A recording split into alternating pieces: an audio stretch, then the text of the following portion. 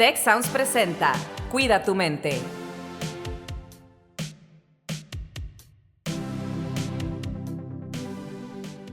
Hola, ¿qué tal? Soy Rosalinda Ballesteros. Bienvenidos, bienvenidas a un episodio más de Cuida tu mente. Y yo soy Luis Raúl Domínguez. Hoy vamos a hablar de cómo tus decisiones financieras transforman tu vida y tu bienestar. Y para ello nos acompaña Guillermo Garrido, un gran amigo mío, director de FinLink, que es una empresa además de consultoría que habla del bienestar financiero desde los niños hasta los adultos. ¿Qué tal, Guillermo? ¿Cómo estás? Bienvenido a Cuida tu mente. Rose, muchas gracias por esta invitación. Luis Raúl, ¿cómo están? Qué gusto. Muy bien, bienvenido Guillermo, qué gusto saludarte y conocerte.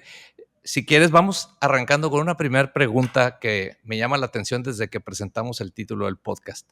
El bienestar financiero, ¿cómo lo defines y por qué consideras que es una dimensión clave dentro del bienestar integral? Bueno, el bienestar financiero es parte de una rueda. Yo lo veo como un componente de prácticamente 7 componentes que son el bienestar social, mental, físico, emocional, también el bienestar social, ¿cierto? Y el bienestar espiritual. Entonces se vuelve algo muy contundente a la hora de uno tener, digamos, bienestar financiero porque ayuda de alguna manera a estar en la vida con paz mental. Y yo defino el bienestar financiero como esa despreocupación o falta de pensamientos negativos relacionados a el dinero. Y generalmente en la cultura latinoamericana hemos venido de alguna manera influenciados con mentalidad, paradigmas y desde prácticamente nuestros ancestros, nuestros padres, con varias cosas que influyen en nuestro comportamiento hacia el dinero.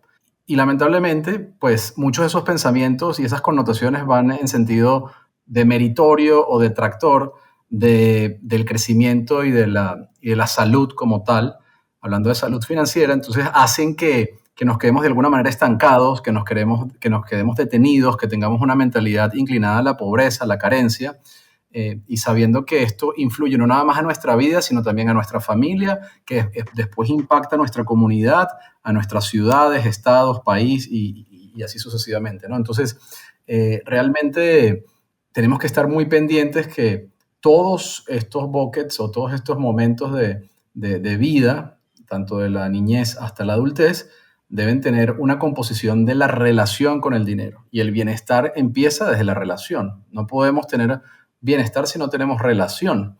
Y la relación se construye primero por frecuentar, ¿no? Frecuentar cuando hablamos de una persona, cuando hablamos de alguna cosa, de algún sitio. Lo mismo con el dinero. Si no frecuentamos el dinero, si no frecuentamos la comunicación que tenemos, la visibilidad que tenemos respecto al dinero, entonces, pues muy probablemente no vamos a poder construir una buena relación, ¿no? Claro, entonces, por ahí va. Claro, y esto es muy importante y yo recuerdo desde la primera vez que te escuché hablar este tema de la relación emocional con el dinero, ¿no? Como a veces pensamos sobre el dinero como algo que nos va a permitir tener, pues no sé, una seguridad, tener una buena relación con los demás, pero que en realidad nuestras decisiones de gasto muchas veces están más bien originadas por las emociones. Y a mí me gustaría preguntarte de qué manera una buena salud financiera impacta en otras áreas del bienestar, pero también cómo la salud emocional y las relaciones impactan en la salud financiera, en cómo nos relacionamos con el dinero. Eso es buenísimo que saques eso a colación, porque hay un estudio de McKinsey, Rose, que habla de que el 90% de las decisiones que tomamos en nuestra vida relacionadas a las compras están ligadas al tema emocional. 90% de las decisiones son emocionales. Cuando vamos a comprar un coche, cuando vamos a comprar los útiles de la escuela de los hijos, cuando vamos a comprar algún tipo de ropa, vestimenta, cuando vamos a inscribirnos en algún tipo de curso, todo está influenciado en su mayoría, 9 de cada 10 decisiones, por la parte emocional. Y eso habla que si nosotros tenemos una carencia de nuestra relación emocional o nuestra salud emocional y mental, potencialmente eso se puede ver reflejado también en el dinero, ¿no? Y viceversa. Vemos muchas personas en el día a día preocupadas. Hay una estadística que habla que más del 50% de las personas que trabajan en una organización, en una empresa, están pensando cómo pagar sus cuentas, están pensando cómo llegar al final de mes, bueno, y a veces ni siquiera al final de mes, al final de la quincena o de la semana. Y todo eso, esas preocupaciones atacan prácticamente nuestra mente, porque si no tenemos cómo cubrir nuestras necesidades básicas, entonces ¿cómo podemos seguir avanzando en el camino? Es correcto, y esto finalmente viene y nos impacta incluso en nuestros estilos de vida, que en estos tiempos se han vuelto muy orientados hacia el consumo, el marketing, etcétera. Entonces, en ese sentido, yo te preguntaría, en la educación, en la formación financiera, ¿cómo funciona todo esto para poder empoderar y hacer más conscientes a las personas en cuanto a sus decisiones de necesidades, consumo, etcétera? Lo primero es que, Luis Raúl, tenemos que empezar a hablar del tema, porque prácticamente en los pensums, en las materias que llevamos desde la infancia, no existe este concepto dentro de la SEP, ¿no? No hay una materia que hable de educación financiera. Pocos son los países que ahorita están trabajando en esto. Por ejemplo, en Asia, ¿no? El continente asiático, Japón es un gran ejemplo, ¿no? En donde están trabajando no tan solo el tema de las emociones, sino que también empiezan a trabajar la relación con el dinero y las finanzas personales. Países nórdicos también, ¿no? Como por ejemplo Finlandia, Noruega, también toda la parte ya de países más que están enfocados a trabajar temas. Estados Unidos en algún momento también ya empieza a hablar de estos temas, pero muy poco, ¿no?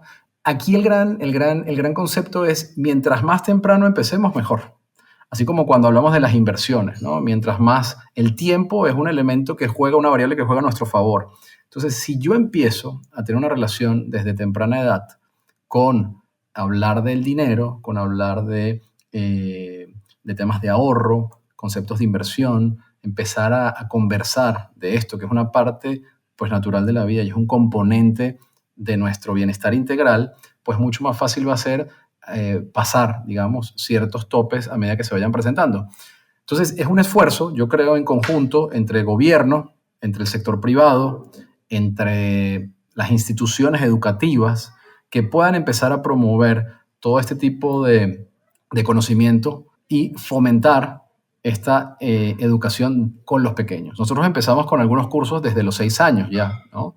Entre 6 y 12 años tenemos un programa que se llama Money Squad, después tenemos el de teenagers o el de adolescentes que va entre 13 y 18, después de adultos jóvenes entre 19 y 24. Entonces vamos hablando de estos temas, porque ¿qué es lo que generalmente sucede con las instituciones bancarias y con algunas otras entidades financieras? La primera tarjeta de crédito de una persona que llega con la adultez llega sin ningún conocimiento financiero. Y habla mucho de la inclusión, ojo, muchas compañías, ahorita estuve en un evento, el evento más grande fintech del mundo, que se llama Money 2020, habla mucho de la inclusión financiera. Pero no puede haber inclusión financiera si no hay educación, porque se va a incluir a la persona y luego va a salir, o se va a quedar allí, pero se va a quedar endeudada. Entonces, estos nuevos conceptos, préstamos, pagos y toda esta rapidez que propone el nuevo sistema también financiero, que un poco replica lo que ya existe, pero de una forma mucho más rápida, no puede estar y no puede vivir y ser sostenible en el tiempo si no hay educación financiera también con esa inclusión. Claro, y es algo importantísimo porque finalmente tienes razón, muchas veces en el contexto de las familias no hablamos de dinero y en el contexto de la escuela tampoco, ¿no? Entonces, pues no se puede aprender a utilizar correctamente algo que no se conoce ni siquiera cómo funciona, ¿no? Cómo funciona el gasto, el ahorro, la inversión, que son conceptos básicos. La gente que nos escucha, pues normalmente pues son adultos que están en edad, vamos a decir, productiva. ¿Cómo podrías tú darle algún consejo a alguien que quiere empezar a cuidar su bienestar financiero, ¿no? Hemos hablado un poquito de los niveles de endeudamiento que hay en general en las familias, en las empresas nos han comentado mucho cuando hemos ido de que los colaboradores, los empleados tienen deuda y les preocupa la deuda, ¿no? ¿Cómo podemos empezar a cuidar el bienestar financiero? Hay algo súper interesante aquí que siempre charlamos y que hemos puesto nosotros en un ciclo o en una rueda de la fortuna, le llamamos nosotros rueda de los 7 elementos, que habla de cuáles pasos son los que tenemos que cuidar para empezar a relacionarnos con el dinero y empezar a construir un mejor futuro y un patrimonio, ¿no? Lo primero es la disciplina. La disciplina está implícita en todo, ¿no? Cuando vamos a perder peso, cuando vamos a hacer ejercicio o cuando vamos a estudiar, ¿no? En una escuela, como el TEC, por ejemplo, o algún tipo de maestría, lo primero que se requiere de nosotros es disciplina. Lo mismo con el dinero. Necesitamos estar en constante conexión con la disciplina para poder hacer lo que nos proponemos, ¿no? Disciplina con el presupuesto, disciplina con el ahorro y con todos estos temas. Lo segundo es toda la parte de escribir, ¿no? Escribir o conectar, si no es con la escritura, a través de poder decantar en un Excel o en un archivo que yo utilice o en alguna aplicación, ¿no? Todo lo relacionado a mis ingresos y gastos. No sé si saben esta estadística, pero hay más del 65% de las personas que no revisan sus estados de cuenta, ni bancarios ni en su tarjeta de crédito. Y de repente pasan 3 meses y no se dan cuenta que tienen un gasto recurrente de algo que habían dado de alta y de repente dicen, oye, ¿por qué me están cobrando aquí esta cantidad de pesos o esta cantidad de dólares? Pues resulta que ni siquiera te habías dado cuenta porque no estás teniendo visibilidad. Entonces, escribir todo lo relacionado a mis ingresos y gastos es algo súper esencial, súper básico e importantísimo, ¿no? Y cuando hablo de escribir, nuevamente, puede ser tecnológicamente, digitalmente, en una aplicación. El tercer punto de la rueda de la fortuna que hablamos siempre es mantenerlo simple, ¿no? Tenemos que buscar la forma de conectar con este tipo de herramientas, conectar con este tipo de caminos de una forma sencilla. ¿Qué quiero decir con esto? Algo que yo pueda utilizar recurrentemente. Algo que pueda utilizar de forma recurrente me va a ayudar a mí a ser disciplinado, constantemente revisando. Siempre me dicen, oye, Guillermo, pásame el archivo del presupuesto que vi que tiene fulanito, ¿no? Hay muchas, digamos, empresas que predican y dan estos tipos de herramientas y de Exceles y de archivos. Yo le digo, bueno, lo primero es que entender si tú te relacionas bien con ese archivo y si es lo más sencillo para ti. Porque ese es un archivo que tiene 20,000 celdas y no lo vas a llenar, sino nada más la primera vez o la segunda o la tercera, te vas a cansar y no lo vas a volver a hacer. Entonces, lo mejor es que hagas el que a ti te sirva, ¿vale? Y que constantemente lo estés haciendo. Entonces, este tema de esta tercera acción o tercer elemento es muy importante. El cuarto elemento es tener un para qué. Tener un para qué es súper importante porque hay mucha gente que quiere tener dinero, pero ni siquiera sabe para qué. Hay personas que dicen, pues quiero tener más solo por el hecho de tener. Hay personas que ya tienen suficiente y no saben ni siquiera si quieren más, para qué lo van a utilizar. Entonces, tener claro mi para qué, que es diferente al de Luis Raúl, al de Rose, al de Guillermo, pues es importante, porque hay personas que quieren más dinero para ayudar, otras que quieren para servir, otras que quieren para viajar, otras que quieren para construir un patrimonio para su segunda generación, tercera generación, cuarta generación. Todo depende, ¿no? de cada uno, porque somos seres humanos individuales, somos individuos. Entonces, tener muy claro el para qué es tener ese propósito, tener esa visión muy clara. Y ahí, créanme, el 80% de las personas que le pregunto para qué quieren dinero, titubean y no saben, ¿no? Así como el 80% de las personas no saben su propósito porque lo van encontrando, digamos, a medida que van avanzando en el camino. Y eso también se vale, ¿no? El quinto punto de la rueda de la fortuna, el quinto elemento es ahorrar hoy. Ahorrar hoy. Dicen, no, pero es que ya tengo 45 años, yo acabo de cumplir años ahorita, 45 años, y entonces, ¿para qué voy a ahorrar ahorita? No, ya es muy tarde, ¿no? No, es mejor empezar hoy. Hay un proverbio chino que habla que el mejor momento para sembrar un árbol era hace 20 años, pero el segundo mejor momento es hoy, ¿cierto? Lo mismo con el ahorro. Es bueno, si no tienes ahorro, empezar a estructurarte, salir de deudas destructivas y empezar a construir el camino del ahorro. Eso es muy válido, ¿no? El sexto punto es evitar invertir en esquemas desconocidos. No inviertas en nada que no conozcas, en nada que realmente no te haga vibrar y no lo entiendas. Gente que invierte en temas que no entiende generalmente termina perdiendo el dinero porque no se informa bien o porque se dejó influenciar por el compadre, por el amigo, por el vecino, por el primo, ¿no? Y el séptimo punto es no gasto más de lo que gano. Ese es mi punto favorito, porque realmente la mayoría de las personas que estén en problemas, 60% de las personas que entrevistamos, y estos son datos de una encuesta que tenemos internamente en FinLink, tienen problemas porque gastan más de lo que ganan. ¿Qué quiere decir? Su esquema de vida no está seteado con lo que ganan. Entonces, yo no estoy diciendo que no gasten, pero tienen que ser congruentes también con el ingreso. Porque si no hay una congruencia entre el ingreso y el gasto, entonces, ¿qué hay? Un déficit de dinero y eso es lo que conlleva a una deuda. Y después esa deuda es una sobredeuda. Y después esa sobredeuda es una quiebra, ¿cierto? Una quiebra personal. en donde muy difícilmente vas a poder salir en poco tiempo. Entonces, lo importante también es generar ingresos para poder hacer frente, pero no, ojo con esto, no por ganar más, tus problemas se solucionan. Generalmente las personas que ganan más también gastan más, porque no tienen un esquema y una estructura robusta implementada. No sé si respondí la pregunta. Sí, sin lugar a dudas, qué interesantes herramientas nos compartes y que son de un uso muy práctico. Pareciera muy sencillo, pero lo importante es hacerlo en conciencia, ¿no? Oye, Guillermo, fíjate que hay algo que a mí siempre me mueve mucho con nuestros invitados y que nos gusta mucho compartir con la audiencia y es precisamente esa historia detrás de tu expertise. Cómo llegaste a enfocarte o a tomar interés por la dimensión financiera, avanzar y luego desarrollar esta app de la que nos platicaba Rose al inicio? ¿Qué hay atrás de la historia de todo este concepto? Miren, qué interesante porque yo la verdad es que me pongo a ver en retrospectiva y no, yo tampoco hubiese pensado que si me preguntabas a mis, no sé, 10, 12 años, 13 años, yo te diría la respuesta de no, yo voy a hacer un tema relacionado a finanzas personales. Sin embargo, cuando empecé a estudiar, yo siempre tuve la facilidad y también el gusto, ¿no? Por los números, y también mi carrera se inclinó mucho al tema de llevar finanzas dentro de la empresa. Yo trabajé toda mi vida en empresas de consumo masivo, ¿no? También retail y otras compañías que yo también creé, relacionado a toda la parte de finanzas, hasta llegar a ser director financiero de empresas, ¿no? Y cuando estaba en esos roles me di cuenta que el tema por el temor, ¿no? Con las finanzas se ve, ¿no? Palpablemente con la gente en la corporación, en las compañías. Y en las empresas tú puedes lograr ver que prácticamente el 70% de las personas cuando estás en un all hands meeting o en un town hall, unas reuniones de estas grandes en donde las personas están escuchando los números que uno presenta o que está presentando también el CEO de la compañía, no entienden, ¿no? ¿De qué le hablas? Márgenes, retornos de inversión, tasas, retornos sobre activos, bueno, X cantidad de indicadores que existen dentro de las finanzas corporativas. Y entonces eso me llamó mucho la atención porque a mí me ha gustado siempre mucho enseñar.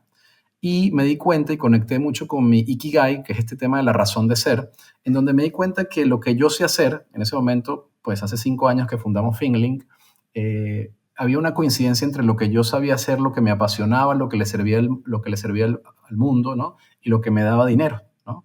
Y entonces se conjugaron esas cuatro en un momento muy interesante de mi vida y ahí empecé, ¿no? A dar estos conocimientos y a servir y me di cuenta que no tan solo era por la parte corporativa de empresas, sino que el problema no venía de ahí, sino que venía de las finanzas personales, ¿no? Entonces, cuando muchas personas, ¿cómo quieren que unas personas lleven las finanzas de una compañía, de una empresa, si realmente no llevan bien las finanzas de su casa?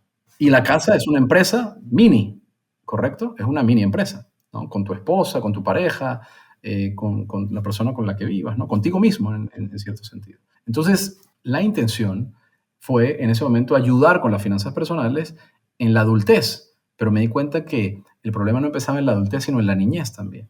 Y después nos dimos cuenta que el problema no empezaba en la niñez, sino en el mindset, en toda la parte de la psicología del dinero. Y empezamos a trabajar también con el tema del mindset. Y es que mencionas cosas que creo que son muy interesantes porque finalmente las personas, uno de los principios económicos también es que los deseos son ilimitados, ¿no? Entonces dices, ganas más, gastas más. Y es como una cuestión interminable, ¿no? Si no verdaderamente entiendes cuál es el valor del dinero, y hay algunos estudios de psicología positiva que hablan que compartir experiencias con otras personas y utilizar el dinero así te da un mayor retorno en tu bienestar, pero aún así no puede ir a costa de el futuro, ¿verdad? Y este tema creo que es algo muy importante. Ahora, a mí me gustaría preguntarte, Guillermo, porque dices es un tema del mindset, ¿no? Y lo mencionaste un poquito. O sea, este mindset en el que tenemos que trabajar, ¿cuál es en general, ¿verdad? En nuestra sociedad y cuál debería ser? Mira, me llevas mucho a una charla que dimos en Coca-Cola hace prácticamente un año ya en Panamá, en su junta de convenciones anual a los directores de la empresa. Y hablábamos de mindset financiero en esa ocasión, ¿no? Y el mindset financiero empieza, bueno, primero hay que aclarar, ¿no? Que al final el cuerpo y nosotros somos física cuántica. ¿no? Entonces ya me van a decir, Guillermo, te volviste loco, vas a empezar a hablar de física cuántica en este podcast y también relacionado al dinero. Pero hay un tema de electricidad y magnetismo, ¿cierto? Que tiene el cuerpo, ¿no? Y que tiene la mente y que decanta en un tema de vibración. Y todo este tema de electricidad, magnetismo y vibración se une, ¿no? En el ciclo también de la abundancia, que es el dar, recibir y tener. Y cuando nosotros ponemos esos conceptos en la mesa, nos damos cuenta que todos estos conceptos están relacionados a la energía, ¿no? Y la energía es un tema que, pues nosotros somos energía, ¿no? Y el dinero también es energía. Porque a veces dicen las personas, bueno, ¿por qué esa persona que está allí, por ejemplo, está vibrando alto o está vibrando bajo? Hay una pirámide, ¿no? de las energías. Cuando uno siente culpa o siente vergüenza, son los sentimientos de más baja vibración, ¿no? Mientras cuando sientes felicidad o realización, son de las cosas de mayor energía. Entonces, cuando estamos en un ciclo inmiscuidos en un tema de muchos pensamientos negativos, ¿no? Que se vienen a nosotros por nuestros paradigmas, nuestras creencias, nuestra relación con el dinero, nuestra relación con nuestra familia, empezamos a traer a la mesa todo este tema y empezamos a no tan solo hacernos daños a nosotros mismos con los pensamientos negativos, sino a nuestra parte mental, emocional, psicológica, sino también a la parte del dinero. ¿Cómo podemos empezar a forjar un mejor futuro si empezamos a tener una base que es nuestro ser prácticamente con una energía en una baja vibración? Entonces tenemos que cambiar eso a través de los pensamientos. Hay un video en YouTube de un doctor japonés, después les dejo el nombre, porque Matsumoto se llama él, Matsumoto, que habla de cómo las partículas del agua se influencian con la conversación, ¿no? Cuando les hablas y lo que les dices. Es muy evidente, ¿no? Todo el tiempo que la energía existe. Y esa evidencia se refleja también en la conversación que tiene Matsumoto con las partículas y las moléculas de agua, cuando les hablan feo, cuando les hablan bonito, ¿no? Lo mismo pasa si yo estoy autocastigándome con temas que vienen arraigados en mi mente como el dinero no crece en los árboles, el que nació pobre es pobre, el que no tiene pues así se quedó. Entonces, un montón de cosas que ya trae nuestro sistema que pues si estoy metido allí, pues muy probablemente no pueda salir, ¿no? Entonces, el mindset que viene generalmente a través de los pensamientos es muy importante cambiarlo, ¿no? Y eso atado, ¿no? Al tema de poder conectar con una estructura que me permita el crecimiento sostenible de mi patrimonio. Cuando hablas de que ganar más, la gente gasta más, pues es una realidad. Yo tengo muchos mentees, muchos coaches a los cuales guiamos, ¿no? Y guiamos en Finlink y personalmente lo he hecho yo también, que siempre me dicen, Guillermo, es que a mí lo que me faltan son 50,000 pesos. Yo tengo 50,000 pesos y yo resuelvo mi vida. Pues ya ganó 100, pero con 50,000 más ya yo estaría del otro lado. ¿Y qué creen al cabo de un año que pasa? Generalmente ganan los 50,000 pesos más. ¿Y qué pasa al cabo de año y medio, 2 años? Me dice, Guillermo, no eran 50,000, es que me faltaban otros 50,000. Porque hay un efecto colateral, generalmente cuando vienen ingresos adicionales, que es querer gastar más, ¿no? Y uno piensa que las decisiones que toma en la vida vienen solamente incluidas con, me voy a cambiar de departamento, entonces el departamento más grande, y entonces es nada más el departamento más grande con la renta más grande o la hipoteca más grande. No, después vienen los muebles, después viene que vivo en un nuevo condominio, entonces el vecino tiene un coche mejor que el mío, entonces tiene también algún tipo de temas materiales más, entonces yo necesito viajar más, mis hijas vienen, entregan un mejor colegio, entonces viene una ola de cosas, ¿no? Y ahorita estamos hablando de 100,000, ojo, generalmente no menciono montos porque la gente dice, no, Guillermo, estás hablando de problemas de personas de 100,000, 50,000, no, lo mismo son 10,000, los mismos son 15,000, 20,000, hasta lo que sea, personas que ganan 1,000,000 de pesos o lo que sea. El mindset y la estructura tienen que ir acompañados, porque si no hay una estructura que acompañe ese mindset, no le va a alcanzar igual el 1,000,000 de pesos, no le va a alcanzar igual los 150,000 pesos. Y es lo que generalmente vemos, porque existen estos temas colaterales que no están cubiertos con una estructura y un modelo del ahorro que sea sostenible. Oye, Guillermo, este podcast da para 1 hora y media, así un poquito como... Vamos a hacer varias versiones, varios episodios. Los nuevos formatos, sí, yo creo que sí. A mí sí me gustaría que hiciéramos, que pudiéramos profundizar más, porque me quedo con muchísimas preguntas. La verdad, de las cosas que yo creo que esta primera parte está siendo súper útil para la audiencia porque tiene herramientas muy, muy prácticas y sobre todo me quedo mucho con lo que mencionas del mindset y la vibración de los pensamientos. Me lleva mucho a pensar en la cultura de la escasez versus la cultura de la abundancia y cómo nosotros mismos podemos ir siendo los protagonistas de nuestro bienestar en general, porque además hablas tú de temas que son súper, súper sistémicos en la salud integral de las personas, ¿verdad? Me quedo con eso. Tú, Rose, ¿cómo ves? Pues yo me quedo con algo muy práctico que es el registro de todo lo que gasto y todo lo que ingresa, ¿verdad? O sea, poder llevar este registro correctamente. Sí tengo una idea general, pero sí creo que pudiera hacer eso mejor y creo que cualquier persona podemos hacer una revisión periódica de cómo están nuestros gastos, ¿verdad? Muchísimas gracias, Guillermo. La verdad es que ha sido un gusto tenerte y como dice Luis Raúl, probablemente te volvemos a invitar en el futuro para seguir conversando de estos temas muy importantes para muchas personas. Muchísimas gracias a quienes nos escuchan también. Luis Raúl, nos despedimos. Nos despedimos y los esperamos en el siguiente episodio. Estén al pendiente para más de Dimensión Financiera. Gracias. Hola, soy Marcela Toscano y te invitamos a escuchar Hola de Salud, el podcast que te ayuda a vivir de manera sana, equilibrada y feliz. Hola de Salud es parte de Tech Sounds Podcast, la barra oficial del Tecnológico de Monterrey. Gracias por escuchar un episodio más de Cuida tu Mente. Productora ejecutiva de Tech Sounds, Liz Siller. Productora de Cuida tu Mente, Itzel Escareño. Anfitriones, Carlos Ordóñez y Rosalinda Ballesteros. Postproducción, Max Pérez y Marcelo Segura. Les invitamos a escuchar el siguiente episodio de Cuida tu Mente y el resto de los programas de Tech Sounds en Spotify, Apple Podcasts, Google Podcast, Amazon Podcast y tech.mx/tech-sounds.